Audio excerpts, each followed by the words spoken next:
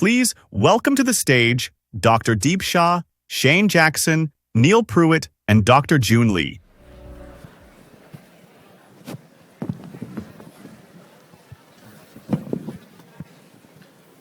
Good afternoon, everyone. It's a beautiful day in Atlanta. I hear the water's warm, and thank you all for honoring us with your time as we are here to discuss the healthcare workforce of today and, more importantly, tomorrow. I was struck by how much of Dr. Oz's commentary was about building access and developing the workforce to take care of patients when we do have that access. We're going to spend the next 45 minutes or so providing all of you with concrete examples of how to overcome the challenges facing each of our organizations. What are we going to do when it comes to attracting, training, and retaining the very best talent to serve our patients in the coming decades? I'll do introductions in just a moment, but as a practicing physician owner, I'm excited because I'm going to go back to my leadership team with lessons learned from today's panel. I'm not sure they're going to be so happy because it's going to be a busy Thursday and Friday as we try to implement what we learn, but that's what Health Connect South is all about: connecting, growing, and learning together.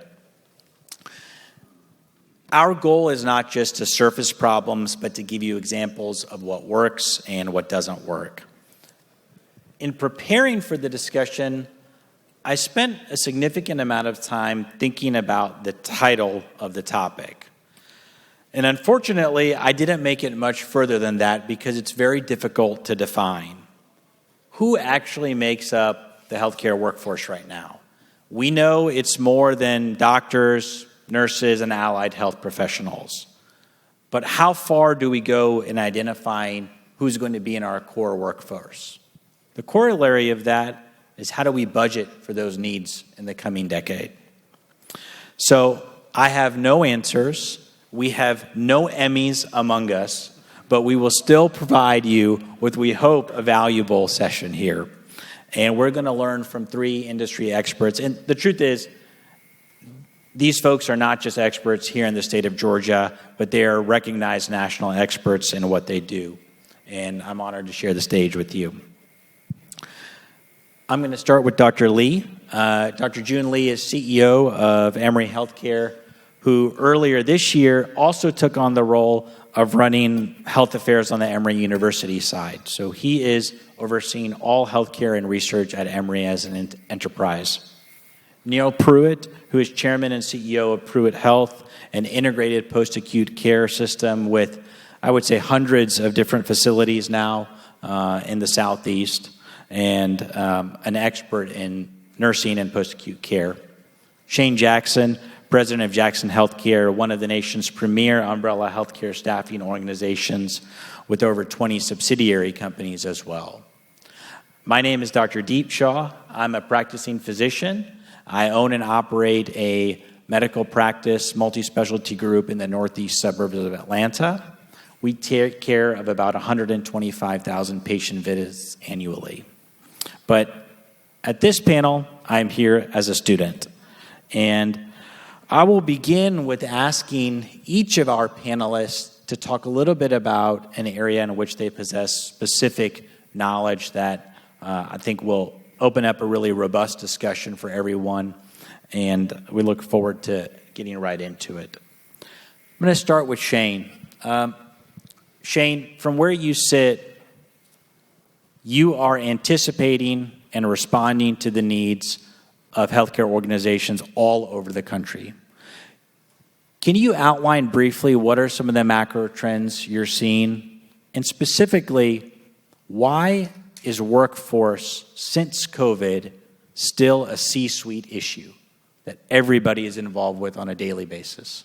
Yeah, happy to talk about that, and thank you. Great to be here, as always, and congrats to Russ and Mark and the team for putting on another tremendous event. So I've got my numbers here to make sure accurate. Usually I just make up numbers, but I thought I would give you guys real ones. So just first of all, talk about healthcare workforce in general. we don't work in a vacuum, right? And so you just to frame it from a larger perspective, talk about the labor market in the U.S. in general, which, if you track this stuff like I do, has been a really interesting topic lately because of just the accuracy and questioning the accuracy of the numbers and the people that gather them. But regardless, everyone thinks right now that the number of jobs that is being added in the United States is down significantly. And for 24 and first quarter 25, that number actually recently got revised down by half. And so if you're running any kind of business in business, you know just the uncertainty, AI, kind of everything else going on right now. As a country, we're not adding jobs. Unemployment remains historically low, but so does workforce participation. And so it's a strange, complex, hard to figure out labor situation across the country right now. Healthcare, though, is adding jobs. There is just, even over the last few weeks, there was a lot of kind of in the healthcare press around, oh, wait a minute, the number of jobs being added in healthcare is down. This is making everything even scarier. Yes, that's true, but the number of jobs that healthcare is adding as an industry is still pretty significantly above pre-COVID levels. If you look at the jobs that have been added in the United States and in these most recent reports, if you subtract healthcare, don't include healthcare, our country actually shrank the workforce last year. Like healthcare is right now pretty much solely responsible for job growth, and so we're a little bit different. Now, when you talk about healthcare workforce and labor, you really have to kind of talk about pre-COVID and post-COVID, because as everyone experienced, I mean, COVID just, it changed a lot of things, but it created absolute chaos in the healthcare workforce. So if you go back to February of 2020, overall healthcare employment is up about 9.5%. That's pretty healthy job growth, and if you had trended back then, you would have said, yeah, that looks about right. The challenge is that that's not spread evenly. Ambulatory is up by a little over 14%. Hospital employment is up by about 8.5%. However, post-acute nursing residential is only up by about 0.5% employment compared to where it was 5 years ago. And I'm sure Neil can tell us all about the challenges there. And so even within healthcare, it's a big pool. And so it depends on where you are, how challenging it is. Labor expenses as a percent of revenue has trended down for 2 years. It's come down from where it's in the COVID peak. In COVID, everyone was really worried because what we were spending on labor was not only up, but as a percent of revenue was up completely. That's come back down. We've gotten more efficient with our labor. Labor expense per discharge has come down every quarter since 2022. That's true nationally. It's actually, we're doing even a little bit better in the trends here in the South. The challenges now really are around non-labor expenses. Two things we track pretty closely is overtime and premium pay.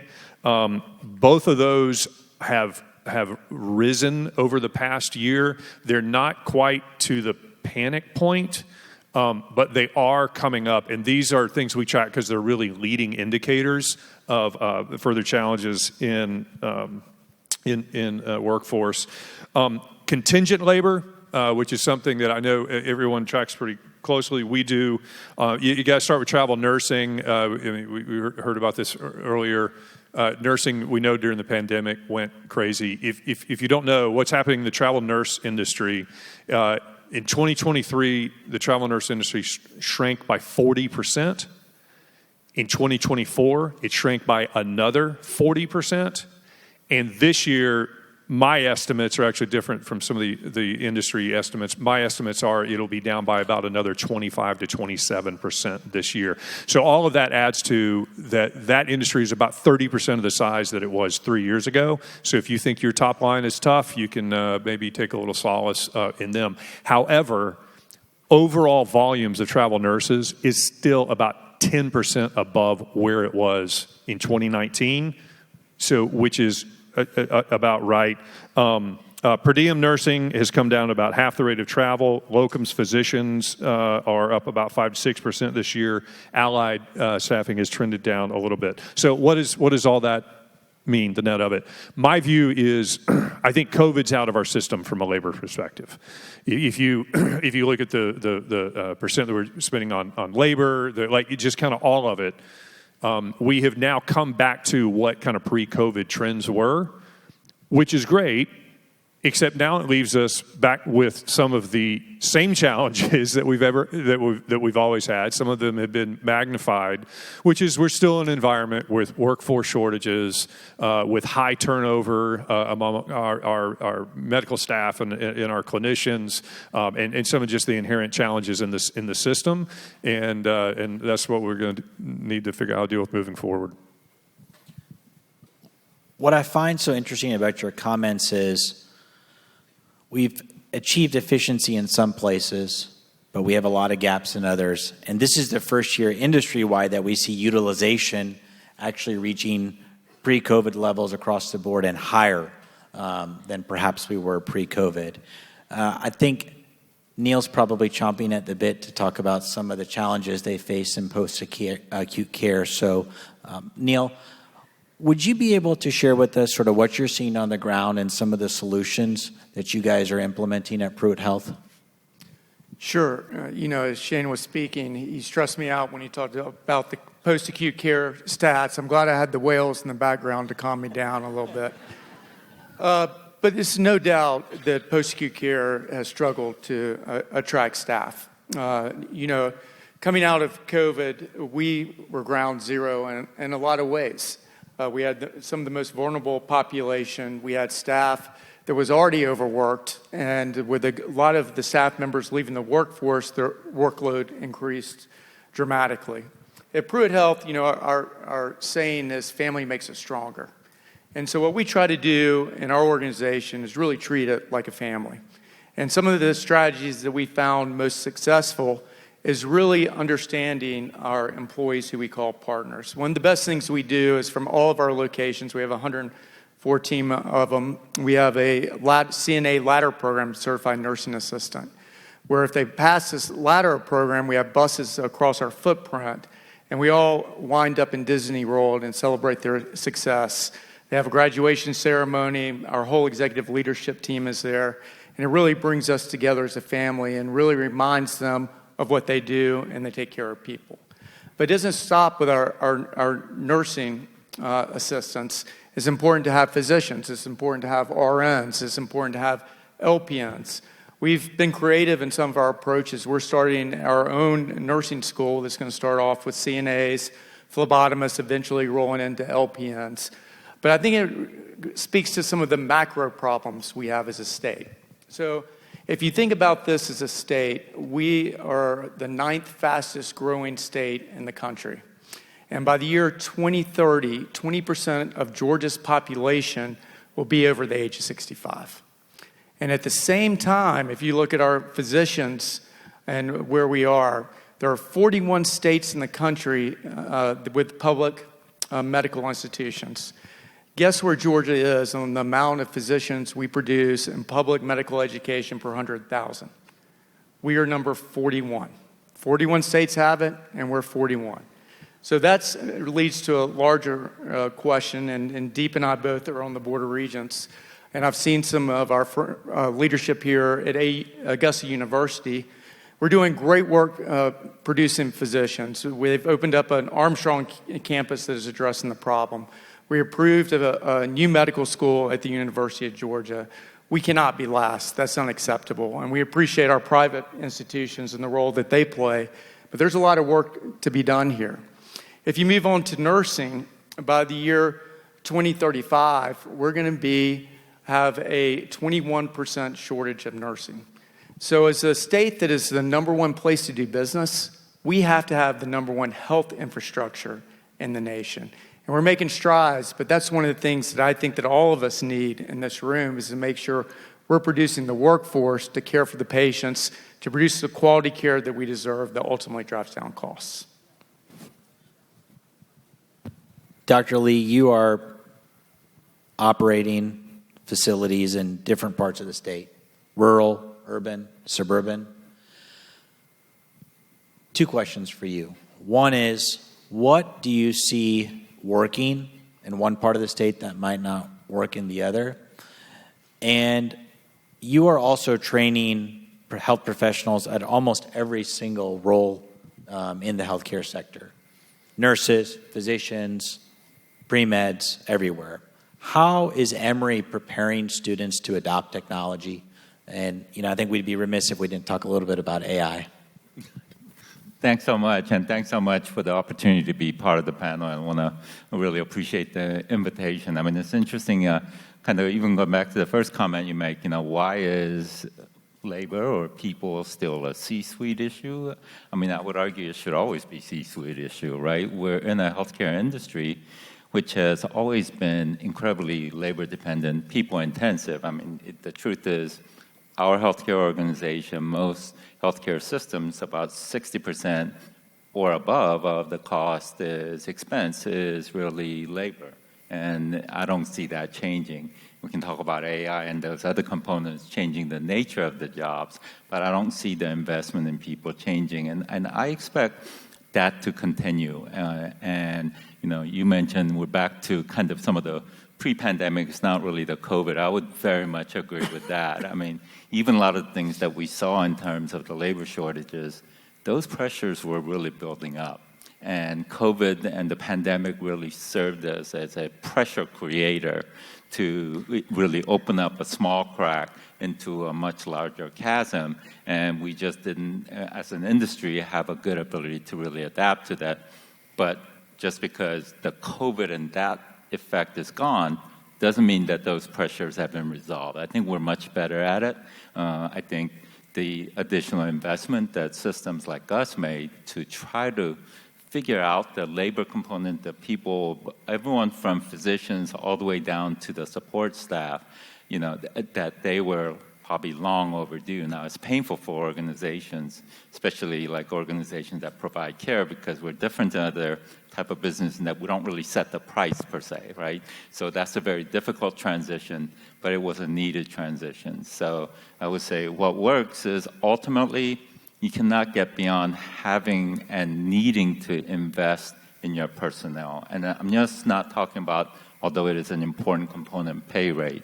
That was one of the things that helped us to get to a different stage from having totally being beholden to contract labor to really controlling. And it's no mystery that all of our organizations are better if you have really a core workforce, the family workforce, people who are more invested in your organization. And it's no mystery that you're probably better off, and we are certainly better off paying those extra dollars to our core workforce than to a contract workforce. So I think that most of the healthy health systems have figured that out to stabilize the workforce in that regard.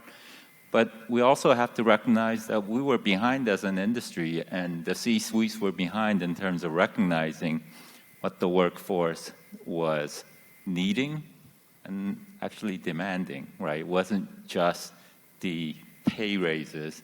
It was in terms of the flexibility. The old work models weren't working. So it's absolutely imperative that those in leadership positions continue to look at that. So what I see in our industry is it will forever, and it should forever be a C-suite issue at the top of the agenda, because I would argue if you look at a healthy health system, the one that's thriving now, they're all doing better in terms of how they manage the workforce. Everyone from physicians, certainly, statistically, nursing is the largest part of the workforce for most of us, but everyone who is required to really deliver the care, and that's critically important. The rural-urban difference, obviously there's some difference in terms of competition, competing for that workforce. Having said that, I don't find that as fundamentally that difference. There is an additional challenge, obviously, in some rural areas in terms of attracting folks to live there compared to the overall migration to the urban areas, whereas we're dealing with more of kind of, if you will, competition with other health systems in terms of recruiting that. But once again, you can't get beyond the fact that unless as a health system, employer, C-suite, you're willing to pay attention to what the workforce is looking for, from pay to benefit, flexible hours, different type of work schedule.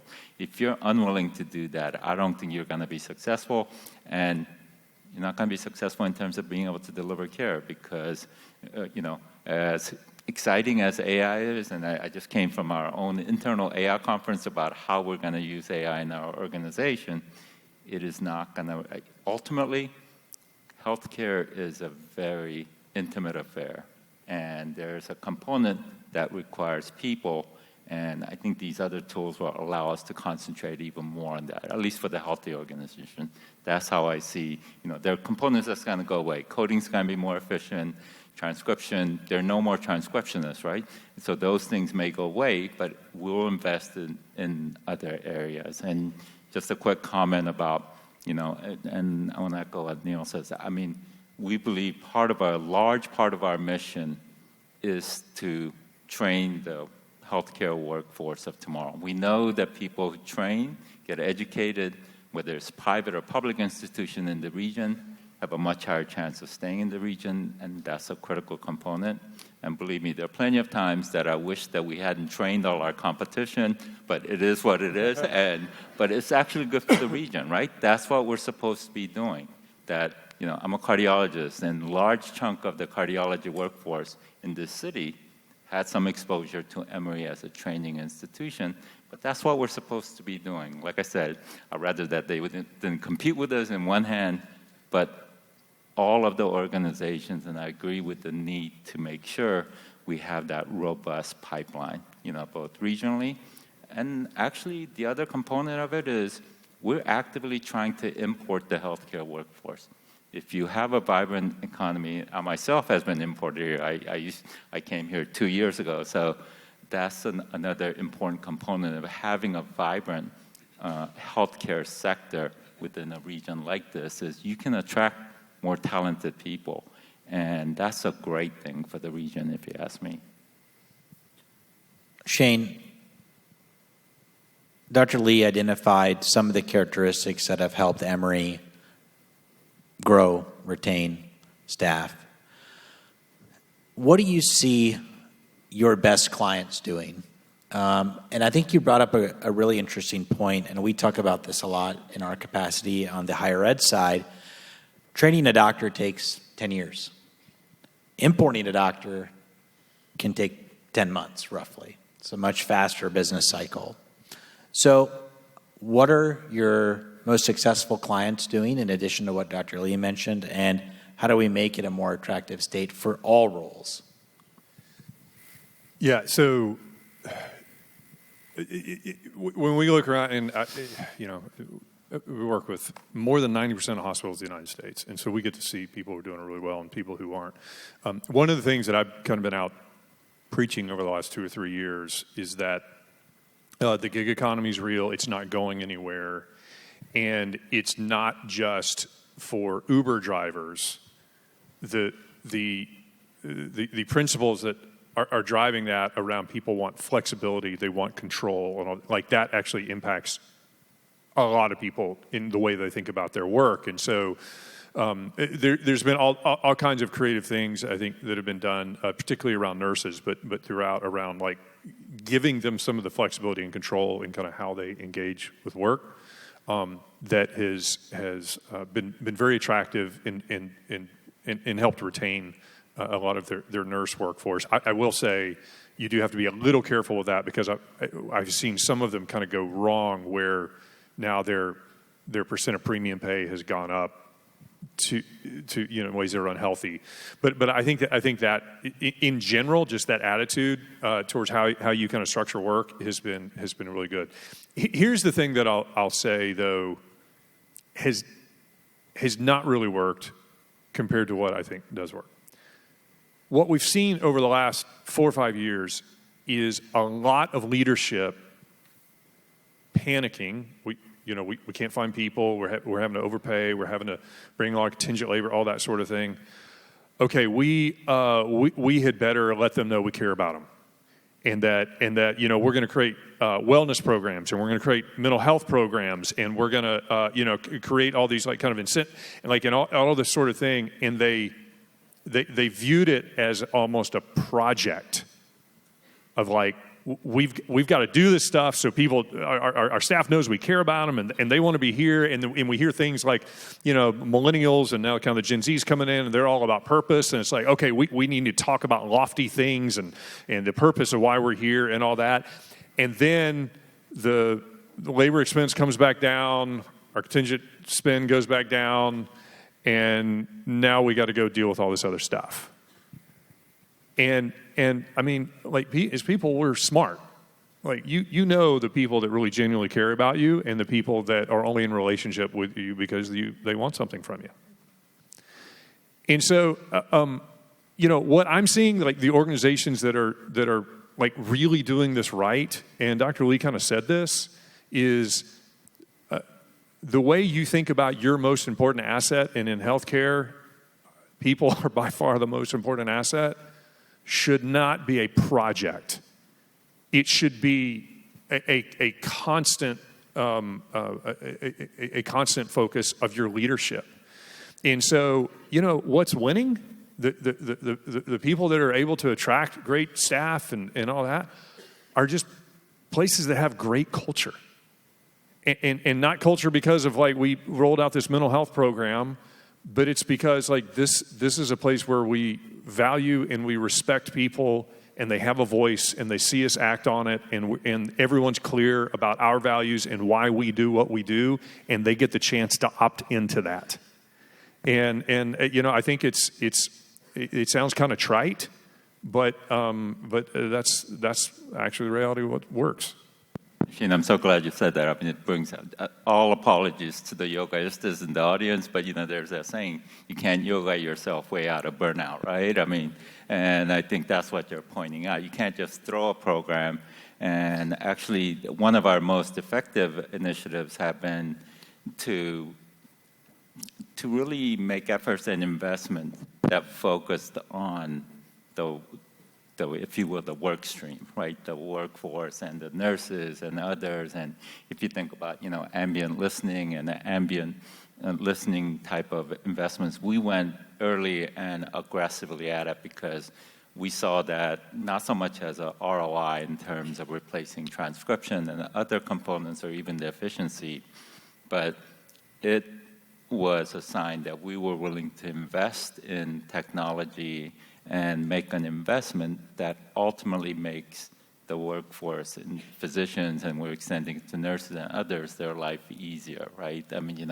who haven't heard complaints about documentation and how much of our time that's taking. So, I totally agree with that point in terms of making real investments and working on the feedback, and whether it's the pay rate, benefit, what's really important. And I think, that's what I mean. I think as an industry, we really didn't pay enough attention to that, and we suffered through that. Not that, most industries have workforce shortages, but our industry was much worse, and we have to own up to the fact that we created some of that. And I'll add a little bit to your comments about, both your comments about culture. I think it's important as leaders that you be present with your workforce. One of the things that I've committed to doing from our fiscal year starts July 1 until January 1 is visiting all of our 118 locations. About 40% through it. And the first question our nurses, our employees ask me is, why can't I get a raise? So once we get past that question, we move on to what really they want to talk about. They want to know why decisions are made in certain ways. They want to know how they fit into the picture and how, if we have a commitment to them long term. So the comments about really creating a culture, I think, hit the nail on the head. And you can see it in the data. I mean, one of the key stats that we look is our net hire ratio. So the amount of people that leave us, how many people are we hiring? So as of this morning, we're 1.12 net hire ratio. So we're gaining 12% more than people that are leaving us. And I think you can have all these programs, you can roll them out, they're going to be great. But if you aren't listening to your healthcare workforce, if you aren't making changes to accommodate their wish and needs, if you aren't listening to how they think they can better care for their patients, they're going to leave you. They're going to leave you for someone else. Well, to Shane's point about authenticity, to my staff who are here, I care about you. Sounded so authentic.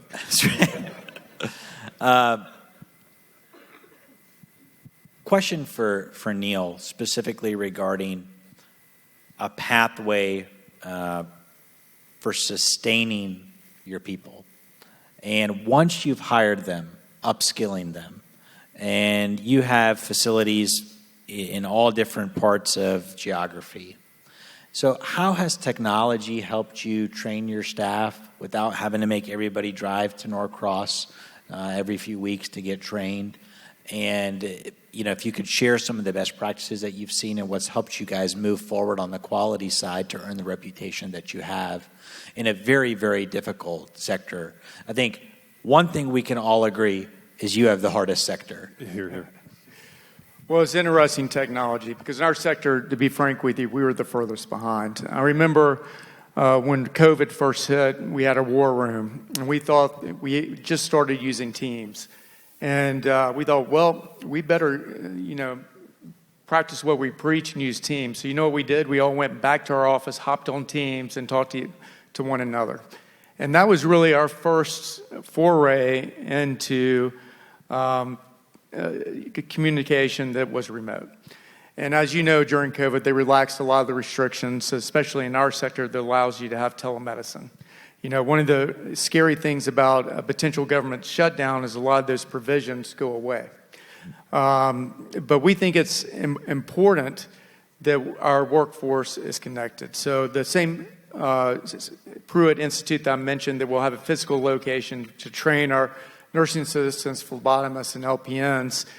We also have a digital learning platform that's the Pruitt Institute as well, where instead of sitting and listening to someone go on and on, it's interactive, where you're hearing a very short snippet of education, then you are answering questions, and then we have our trainers do return demonstration. And so that's really allowed our folks to be empowered, to really care about what they're doing and to make a difference. I think it's also important that you have to track how they're doing. So we can see if we're training and a certain percentage of our workforce took a class on wound care, et cetera, how is that location doing in wound care? What are the clinic metrics that tie to the education?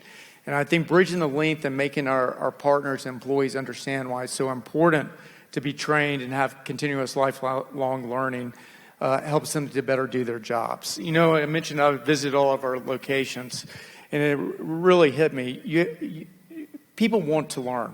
And one of our nurses came up, and I was asking them to get us back into one of our secured units, and she looked at me, she goes, you know what? You guys paid for me to be a CNA. You paid for me to be an LPN. And then when I was an LPN, you went back and paid for me to get my RN. I've been with you for 19 years, and I'm not leaving. If you invest in your people and you make them achieve their full potential, they will walk through fire for you. And so I think that's important, is helping people achieve their full potential, whether that's paying for their education, whether it's using technology, whether it's simply asking questions and listening to them. It's all about the people.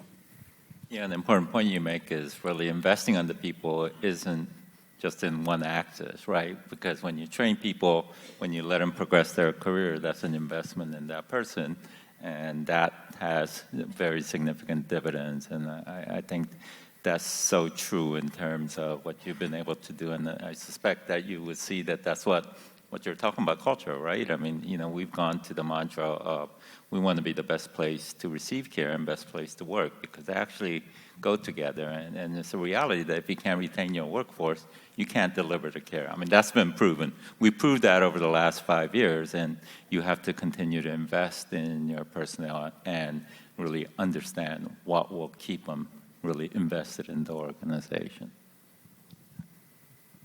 Dr. Lee, have you seen, in a similar way, a relationship between the amount of training you're doing now compared to, let's say, 5 years ago, and patient satisfaction in specific areas of the hospital side? Yeah.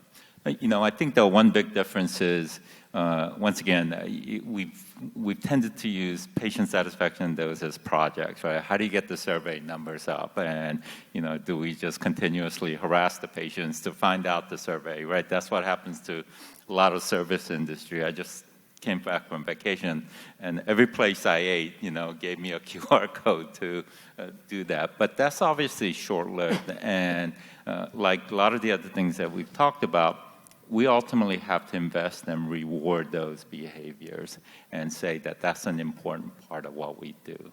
We can't just berate people to say, get your satisfaction up. That's not going to work.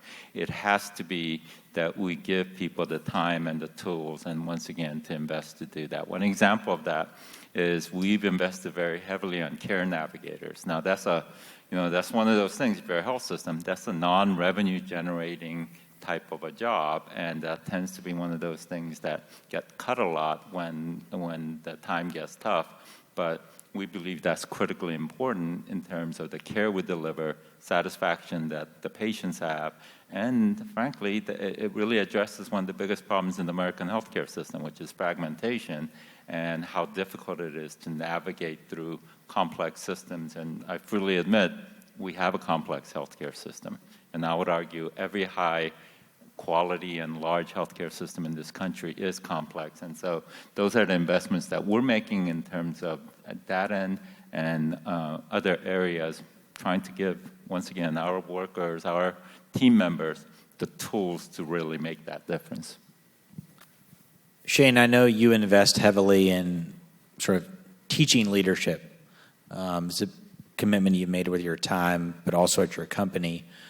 One thing that I think all of us struggle with is, how do you develop the clinic leader or the center leader? People who didn't go through an education system where leadership training was part of the curriculum from day one. And what do you advise clients who really want to make that part of their training programs? Well, I think first is recognizing that there's a difference, right? And in that it has to be a very purposeful investment. And we have a line of business that does a lot of kind of working with especially physician executives and kind of developing some of the leadership.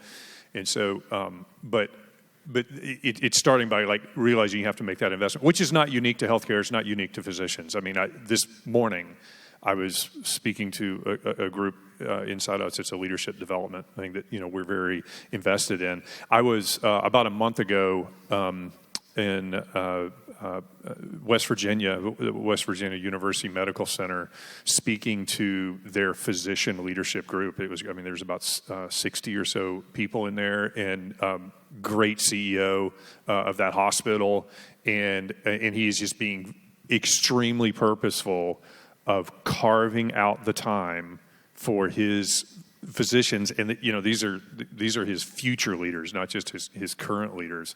And so I think starting by like recognizing this is a separate set of skills. We have to dedicate the time, invest the resources, and all that, and bring in whatever resources we need to help with it. Just wanted to share something about what we see on the ground right now in the world that I'm living in. Just for all of you to realize, no matter how small or big the entity is that you operate or you support or you help administer, challenges are very similar. Emory Healthcare is probably 100 times or 1,000 times the size of my practice, but we're dealing with the same things. And the lessons can be applied essentially at every level. I was a skeptic on the value of ongoing training for people who have been with the organization for a long time. I said, if someone's been here for 10, 15 years and they haven't changed, it's unlikely to me that they will change. And my sister, we're a family-operated business, said, you haven't given them a chance. And I was so struck this week that a patient of mine who went to our main building said, I can see that over the last year he went back for an annual scan. You guys have made a real investment in training your people to be better. And to the point all of you have made about authenticity, we did not put the money behind it. until the last couple of years, and it does take time to show up. I want to thank all of you for your time, your wisdom, and also the audience for joining us. I hope you have a great afternoon and there's great sessions ahead. Thanks. Waves bring clarity running through me.